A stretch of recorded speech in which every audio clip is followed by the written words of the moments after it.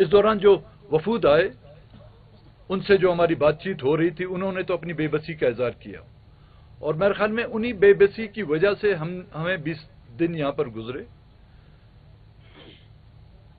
Individually political پارٹیوں کے لوگ آتے رہے، وہاں پہ ان کا بس نہیں چلتا تھا، ہم سے آ کے منت کرتے رہے. اے پی سی جو ہم نے بلائی، اے پی سی میں بھی میں ان تمام پولیٹیکل پارٹیوں کا شکر گزار بھی ہوں جنہوں نے اس اے پی سی میں بھی شرکت کی اور اپنے زرعی نوا جو مشورے تھے وہ بھی ہمیں دیے. میں ان پولیٹیکل پارٹیوں کا بھی شکر گزار ہوں جنہوں نے اس دھرنے میں باقاعدہ ہمارے ساتھ شرکت بھی کی، جو بھی اس پولیٹیکل جو اے پی سی میں وہ شامل تھے. اس میں بھی ایک بات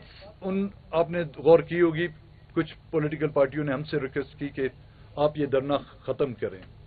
یہ ان کی اپنی سوچ تھی. لیکن کل بلوچستان نیشنل پارٹی کا ایک ہنگامی سینٹرل کمیٹی کا اجلاس ہم نے بلایا. تمام واقعات اور حالات اور جو اہم مسائل لوگوں کو درپیش ہیں، بلوچستان کی عوام کو درپیش ہیں،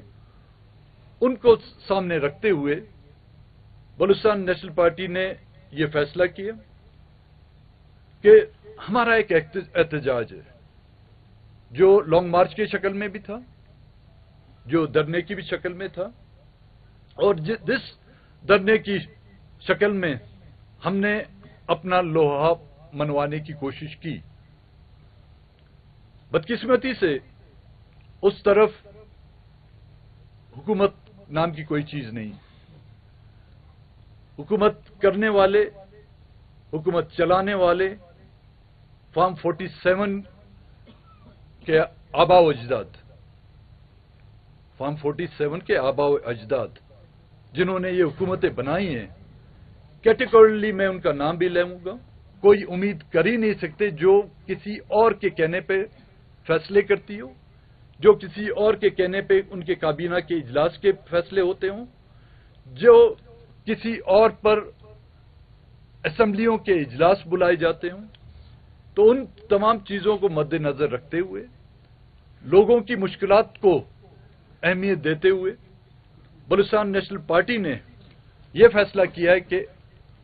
اگر وہ سرکار ہمیں کوئٹہ جانے کے لیے یا دھرنے کے لیے نہیں چھوڑتی، لیکن ہم اپنا احتجاج برقرار رکھیں گے.